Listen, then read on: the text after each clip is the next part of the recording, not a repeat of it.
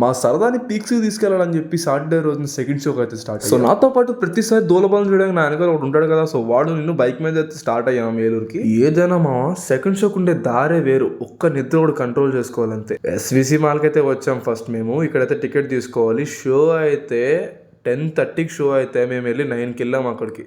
By the way నేను జూడియో క్లోజ్లో ఉండడం చూడడం ఫస్ట్ టైం ఇది. సో ఇప్పుడు మేము చూడబోయే మూవీ అయితే కంగువా అనమాట. 2 టికెట్స్ తీసుకున్నాం with 3D glasses. With glasses 207 rupees పడింది. సో ఈవినింగ్ టైంలో అలాగా నైట్ టైంలో ఫ్రెండ్ తోటి బయటకు వెళ్ళి ఏదైనా తిని ఖాళీ ఉన్న రోడ్స్లో తిరుగుతూ ఉంటా, మజానే వేరబ్బా.